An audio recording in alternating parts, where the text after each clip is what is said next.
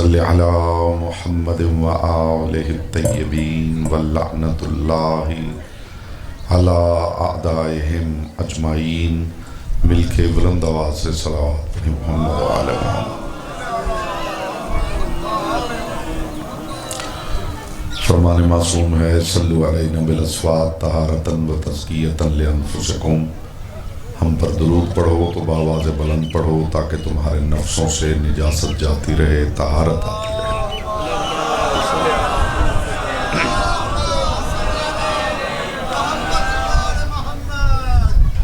اعوذ باللہ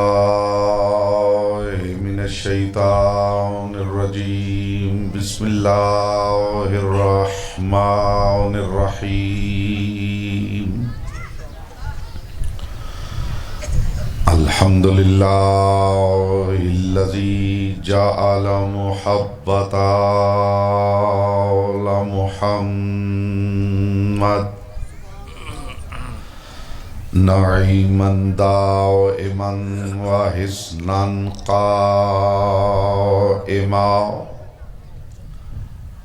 لأن اللہ احبهم ثم خلقهم على اخلاقه وأدبهم بآدابه وتربیۃ الخلق وحراستها من دابه ثم خلق الكون والمكان فخلق الخلق ذی حاجة وآہة وآفات. صلوات محمد وآلہ محمد.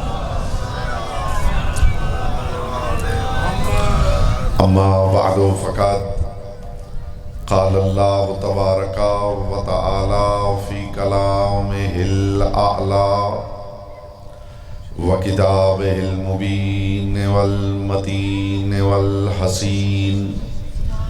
بسم اللہ الرحمن الرحیم. ان اللہ وملائکتہ یصلون علی النبی یا ایہا الذین آمنوا صلوا علیہ وسلموا تسلیما.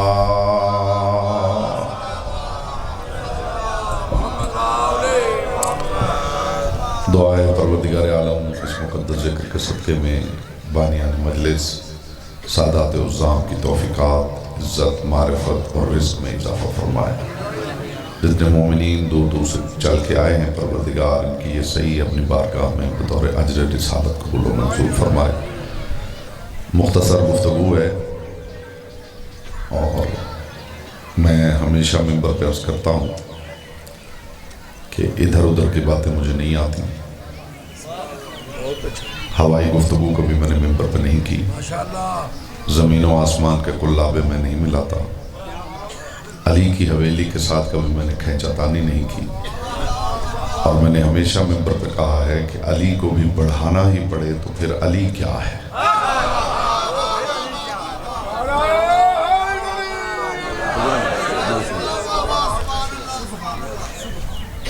شعور کے کچھ تبرکات ہیں جو آپ کے سماعتوں سے قلوب میں اتارنا چاہتا ہوں.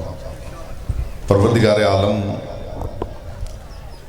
ایک بات کی بھی قدردانی ہو جائے، آنے کا مقصد پورا ہو جائے. پروردگار عالم اپنی کتاب اطیب البیان میں بوسیلہ زبان مصطفیٰ مخلوق سے محو گفتگو ہے. میری بات پہنچ رہی ہے؟ اسپیکر والے سے کہیے ذرا اس کی گونج کم کرے. پروردگار عالم ارشاد فرما رہا ہے ان اللہ وملائکتہ یصلون علی النبی. دیکھو اس بات میں شک نہ کرنا کہ اللہ اور اس کے فرشتے نبی پر درود بھیجتے ہیں. یا ایہا الذین آمنوا صلوا علیہ وسلموا تسلیما. اے ایمان والو تم نبی پہ درود بھیجو اور سلام بھیجو جیسا سلام بھیجنے کا حق ہے.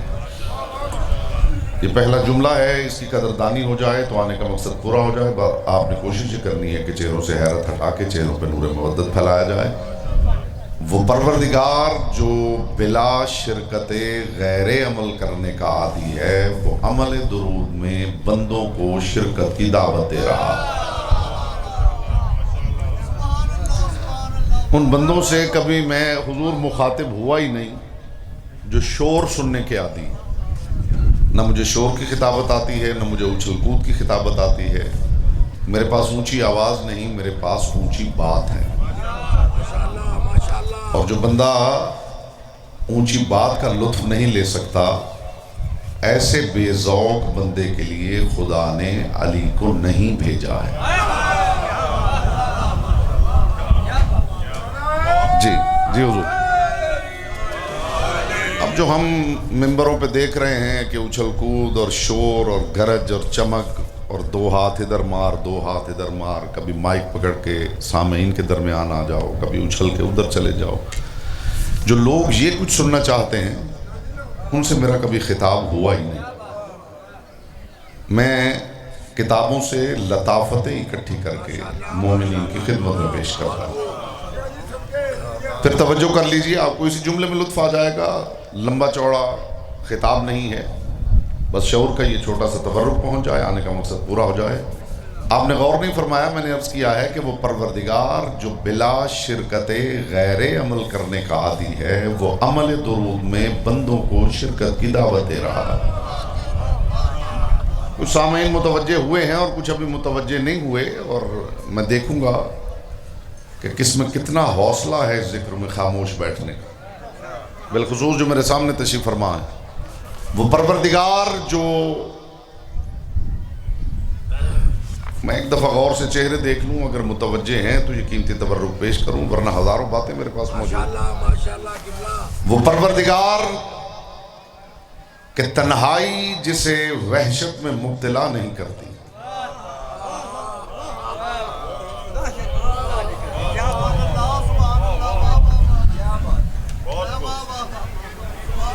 جس بندے نے ہمیشہ انگوٹھی میں شیشہ جڑا ہوا دیکھا ہو، اس کے سامنے ہیرے تو نہیں پیش کیے جا سکتے. کیا خیال؟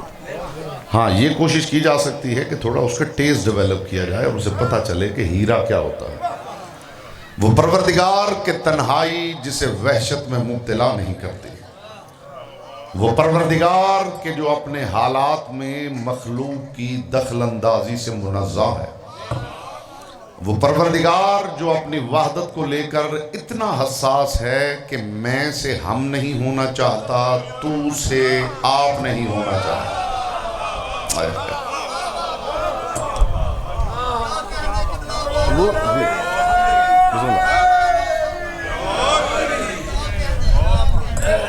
بس دو چار سامعین دے دیجئے جو قدردان ہیں، جنہیں پتہ ہے کس معیار کی بات ہو رہی ہے. باقی ان کا انتظار کریں، اچھل کود والوں کا انتظار کریں. وہ پروردگار کہ تنہائی جسے وحشت میں مبتلا نہیں کرتی. ابھی حزین صاحب نے ایک شعر مجھے دیا ہے، مالک نے لمبی زندگی عطا کریں. آپ کی بخشش کے لیے یہ آج والا شعر کافی ہے، خدا کی قسم. اتنا بڑا شعر کہا ہے حزین صاحب نے، مالک ان کی توفیقات خیر میں اضافہ فرمائے، جو پوری ایک نہیں 5 تقریروں کا موضوع. وہ پروردگار کہ تنہائی جسے وحشت میں مبتلا نہیں کرتی. وہ پروردگار کہ جو اپنے حالات میں مخلوق کی دخل اندازی سے منزہ ہے. وہ پروردگار کہ جو اپنی وحدت کو لے کے اتنا حساس ہے کہ میں سے ہم نہیں ہونا چاہتا، تو سے آپ نہیں ہونا چاہتا. اللہ جانے عمل درود میں کیا چاشنی ہے کہ وہی خدا جو بندوں کو شرک سے بچانا چاہتا ہے، عمل درود میں انہیں شرکت کی دعوت دے رہا ہے. ان اللہ و ملائکتہ یصلون علی النبی. دیکھو، اس بات میں شک نہ کرنا کہ اللہ اور اس کے فرشتے نبی پر درود بھیجتے. یا ایھا الذین آمنوا صلوا علیہ وسلموا تسلیما. اے ایمان والو، تم نبی پہ درود بھیجو اور سلام بھیجو جیسا سلام بھیجنے کا. بائے بسم اللہ سے سینے والناس تک پورا قرآن پڑھ لیجیے. قرآن نے نبی پر درود بھیجنے کا حکم دیا ہے. ان اللہ و ملائکتہ یصلون علی النبی. میں امت سے پوچھنا چاہتا ہوں، آپ جو قرآن کی رٹ لگائے ہوئے ہیں، قرآن نے تو صرف مصطفیٰ پر درود کی بات کی، یہ آپ کس کے کہنے پہ آل مصطفیٰ پہ درود بھیج رہے ہیں؟ جب کائنات کے رسول سے پوچھا گیا یا رسول اللہ پروردگار نے کہا ہے کہ نبی پر درود بھیجو، تو یا رسول اللہ یہ تو بتا دیجئے کہ آپ پر درود بھیجنا کیسے؟ تو کائنات کے رسول نے فرمایا قولوا اللہم صلی علی محمد و آل محمد. اے پروردگار درود بھیج محمد و آل محمد پر. کمال یہ ہے کہ درود خدا تک تھا تو محمد ایک تھے، مصطفیٰ تک آیا تو محمد 14 ہو گئے. اے پروردگار تو کہہ رہا تھا کہ نبی پر درود بھیجو، وہاں سے چلے تو ایک ہی تھے. جملہ ہدیہ کر رہا ہوں اور خدا کرے قدردانی ہو جائے. جب وہاں سے چلے تھے تو ایک ہی نور تھا. اول ما خلق اللہ نوری، سب سے پہلے اللہ نے میرے نور کو خلق کیا. وقسم اللہ ذالک النور بنصفین، پھر اس نور کو 2 برابر حصوں میں تقسیم کیا. ایک کو محمد کہا، دوسرے کو علی کہا. پھر 2 کے 5 کر دیے، پھر 5 کے 12 کر دیے، پھر 12 کے 14 کر دیے. عزت آل محمد کی قسم، یہ جو پروردگار نے 1 کے 2، 2 کے 5، 5 کے 12، 12 کے 14 کیے ہیں، یہ ہماری کم علمی کی وجہ سے کیے ہیں. اللہ کے لیے اکیلا نور ہی کافی تھا، اسے ضرورت نہیں تھی انہیں الگ الگ کر کے دیکھنے کی، اس کے لیے اکیلا نور ہی کافی تھا. وہاں ایک تھا، یہاں 14 ہو گئے. اب کمال بالائے کمال یہ ہے کہ پروردگار نے نبی پر درود بھیجنے کا حکم دیا اور کائنات کے رسول نے فرمایا اپنی امت سے قولوا اللہم صلی علی محمد و آل محمد. جو اب تک خاموش بیٹھا ہے اسے زبان کی عبادت کا ایک موقع دینے لگا ہوں اور میں رخصت ہونے لگا ہوں. کائنات کے رسول نے فرمایا درود یوں بھیجنا ہے، پروردگار تو درود بھیج محمد و آل محمد پر. امت سمجھ رہی ہے کہ ہم کچھ بھیج رہے ہیں. اتنی سادہ بات بھی جس کی سمجھ میں نہیں آئی، اللہ جانے وہ مجلس میں کر کے رہا ہے. امت سمجھ رہی ہے کہ ہم کچھ بھیج رہے ہیں. امت سمجھ رہی ہے کہ اس گھرانے پہ ہم درود بھیج رہے ہیں. میں نے کہا تھا میں اس جملے کے بعد دیکھوں گا زبانیں آپ کے اختیار میں ہیں یا لسان اللہ کے اختیار میں. امت سمجھ رہی ہے کہ اس گھرانے پر ہم درود بھیج رہے ہیں. درود ہے رحمت، تم رحمت بھیجو گے رحمت للعالمین کے گھر پر. امت کے فقیروں کو کون سمجھائے جو فقیر ہو کر غنیوں کے گھر تحفہ بھیج رہے ہیں. ہائے ہائے ہائے ہائے. امت کے فقیر. کچھ باتیں علمی ہوتی ہیں، کچھ ادبی ہوتی ہیں، اور میرے سامنے ایک ادیب تشریف فرما ہیں، انہوں نے لطف لیا ہے اس ادب کا. امت کے فقیر غنیوں کے گھر تحفے بھیج رہے ہیں. تم رحمت بھیجو گے رحمت للعالمین کے گھر پر.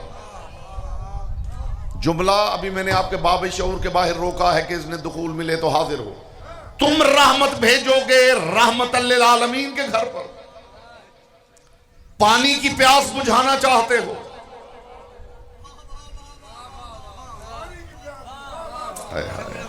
ہائے ہائے. پھر ہم یہ کرتے ہیں کہ ہم جاتے ہی وہاں ہیں جہاں ہمیں پتا ہو کہ لوگوں کو پتا ہے کہ کہاں کیا جا رہا ہے. اس کے علاوہ ہمارے پاس حل ہی کوئی نہیں. رحمت کی حویلی پہ رحمت بھیجو گے. تھوڑی ذہنی مشقت کریں گے تو آپ کو لطف آ جائے گا میرے حضور. کم از کم اتنا کر لیں کہ چہرہ شیعوں والا بنا لیں تو میں یہ تبرک پیش کروں. تم رحمت بھیجو گے رحمت کی حویلی پر. پانی کی پیاس بجھانا چاہتے ہو، علم کو کتاب پڑھانا چاہتے ہو، رزق کو لقمے کھلانا چاہتے ہو، اپنی جہالت کی لالٹین ہاتھ میں لے کر نور پہ روشنی ڈالنا چاہتے ہو. تمہاری حیثیت کیا ہے؟ تمہاری حیثیت کیا ہے؟ تمہاری حیثیت کیا ہے؟ تم کیا بھیجو گے؟ کیا اسلوب درود نے تمہیں نہیں سمجھا دیا کہ خدا کیا چاہتا؟ اگر خدا چاہتا تو تمہیں کہتا کہ تم کچھ بھیجو۔ حکم رسول کیا ہے؟ قولوا اللہم صلی علی محمد و آل محمد۔ جو بھی درود بھیجے وہ کہے اے اللہ تو ان پر درود بھیج، اے اللہ تو ان پر درود بھیج۔ یہ صرف میرا آپ کا معاملہ نہیں، آدم بھی ان پہ درود بھیجے تو کہنا پڑتا ہے اے اللہ تو ان پر درود بھیج۔ نوح بھی درود بھیجے تو وہ کہتا ہے اے اللہ تو ان پر درود بھیج۔ ابراہیم بھی درود بھیجے تو اسے کہنا پڑتا ہے اے اللہ تو ان پر درود بھیج۔ تو یہ امت مان کیوں نہیں لیتی کہ یہ گھرانہ اتنا بڑا ہے جن پر درود بھیجنے کے لیے اللہ ہونا ضروری ہے؟ اللہ ہو تو کچھ بھیجے۔ ان پر درود بھیجنے کے لیے اللہ ہونا ضروری ہے۔ دھیمے لہجے میں اونچی بات کروں اور گفتگو تمام کروں۔ ان پر درود بھیجنے کے لیے اللہ ہونا ضروری ہے۔ لفظ بدلوں گا معنی کی دنیا بدل جائے گی۔ ان پر درود بھیجنے کے لیے اللہ ہونا ضروری ہے۔ انہیں کچھ بھی بھیجنے کے لیے اللہ ہونا ضروری ہے۔ تو خبردار کوئی 10 محرم قرآن پڑھ کے حسین کو نہ بھیجے۔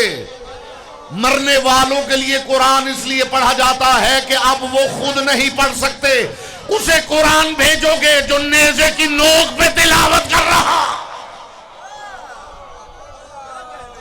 تمہاری حیثیت کیا ہے؟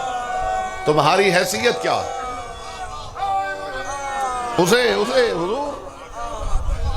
اسے قرآن پڑھ کے بھیجو گے جو نیزے کی نوک پہ تلاوت قرآن کر رہا۔ معصوم کی ایک دعا سن لیجیے اور گفتگو تمام۔ کچھ لوگوں کا خیال ہے کہ یہ پروردگار نے کتنی عزت عطا کی کہ ان پر درود بھیجا ہے نا؟ کتنی عزت کی بات ہے کہ خدا ان پہ درود بھیجتا ہے۔ تم اس گھر کی عزت کو نہیں جانتے۔ میں حضور اپنے پاس سے کہوں تو بالکل قبول نہ کیجئے۔ معصوم کی زبان سے نکلی ہوئی ایک دعا ہے جو بتائے گی اس گھرانے کی عزت کیا ہے۔ یا قویو یا منی، یا علیو یا رفیع، اے کائنات کو مضبوطی دینے والے، یا بدیو یا بدی، اے ہر ابتدا کی ابتدا کرنے والے، یا علیو، اس کا لطف اگر علی والے نہ لے سکے تو پھر کائنات میں کون لے گا؟ یا علیو یا رفیع، اے اتنے بلند کہ تجھے زیبا ہے کہ تیرا نام علی ہو۔ میں اس گھر کی عزت سمجھا رہا ہوں۔ یا بدیع یا بدی، پروردگار کا نام ہے علی العظیم۔ آپ گھبرا کیوں گئے ہیں؟ یا بدیع یا بدی، اے ابتدا کی ابتدا کرنے والے، یا قوی یا منی، اے کائنات کو مضبوطی عطا کرنے والے، یا علی یا رفیع، اے اتنے بلند کہ تجھے زیبا ہے کہ تجھے علی کہا جائے۔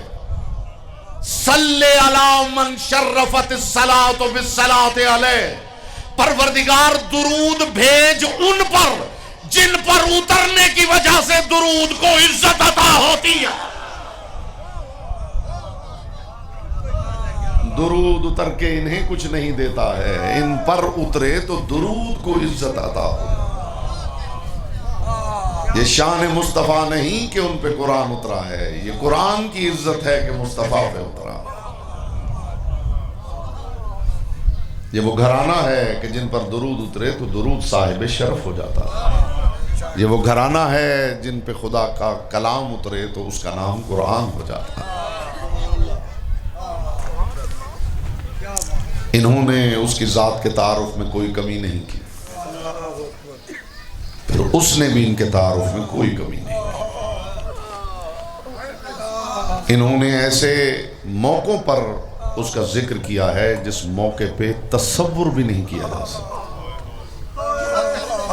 ایک موقع سن لیجئے اور میں آپ کی دعا لے کے رخصت ہو جاتا ہوں۔ کربلا کا میدان ہے، سر سے پاؤں تک زہرا کا لال زخمی ہے،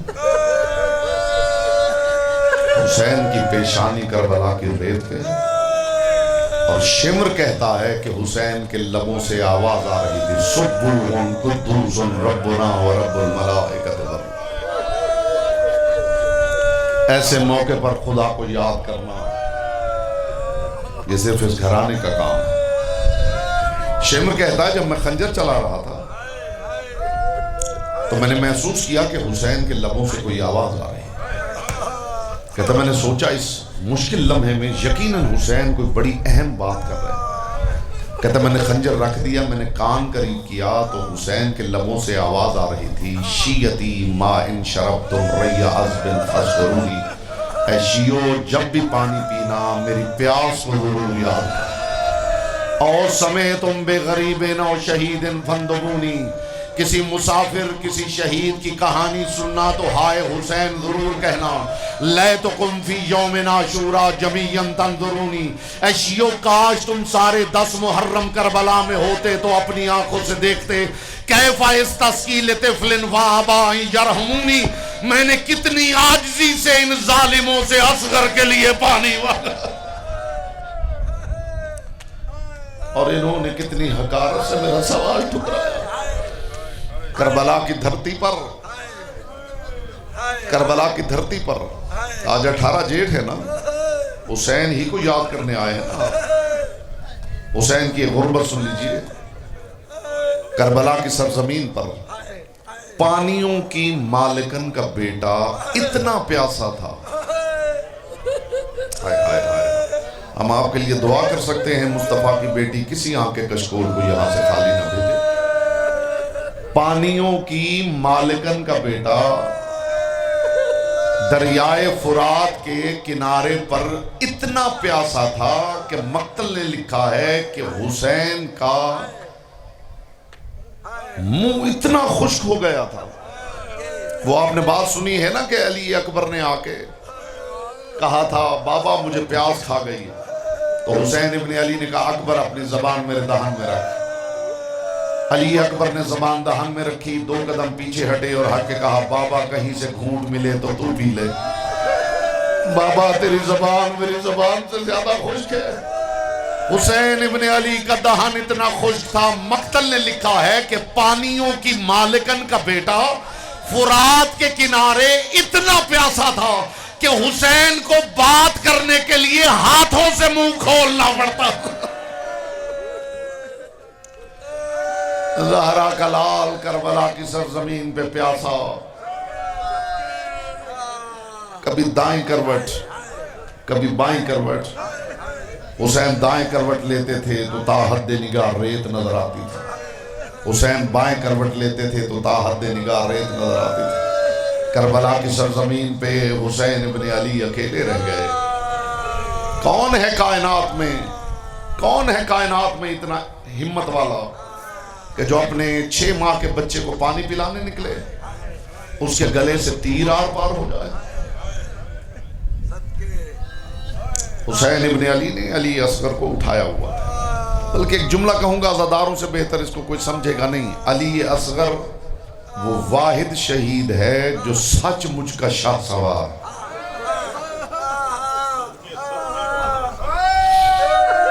ہر کوئی گھوڑے پہ گیا ہے، یہ وہ ہے جس کی سواری کا نام حسین ہے۔ کائنات کا واحد شہ سوار ہے علی اصغر۔ حسین ابن علی لے گئے تھے پانی پلانے، گلے سے تیر آر پار ہو گیا۔ اسی جملے کے بعد گفتگو تمام ہے۔ مخدوم کونین آپ کو سلامت رکھیں، سارا دن ذاکرین پڑھتے رہیں گے، آپ روتے رہیں گے، مصطفیٰ کی بیٹی سے دعائیں لیتے رہیں گے۔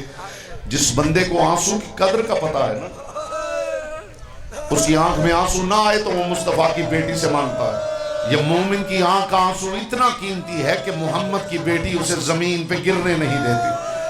حسین ابن علی اصغر کو پانی پلانے لے گئے، پانی تو نہ ملا، بچے کے گلے سے تیر آر پار ہو گیا۔ حسین ابن علی نے اپنے ہاتھوں پہ پڑے ہوئے اصغر پہ اپنی ابا ڈال دی. حسین ابن علی خیمے کے پاس آئے. زہرا کا لال پہلے سوچتا تھا ماں کو دکھا لیتا ہوں, پھر حسین سوچتے تھے ماں دیکھے گی تو مر جائے گی. کبھی یہ سوچ کے حسین پیچھے ہٹ جاتے تھے, کبھی یہ سوچ کے آگے بڑھ جاتے تھے کہ ماں کو دکھائے بغیر دفن کیسے کروں. ابھی حسین حالت اضطراب میں تھے کہ خیمے کا پردہ ہٹا. ایک مرتبہ اصغر کی ماں نے آگے بڑھ کے کہا حسین نہ تو ابراہیم ہے نہ یہ اسماعیل ہے نہ میں ہاجرہ ہوں, لا اصغر مجھے دے, اپنی تلوار سے لاحد بنا.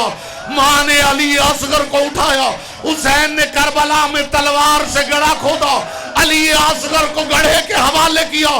کربلا کی گرم ریت علی اصغر کے چہرے پہ ڈالی. دونوں واپس پلٹ رہے تھے کہ اچانک اصغر کی ماں کے چہرے کا رنگ بدلا. آواز آئی کربلا کے والی ذرا پلٹ کے دیکھ.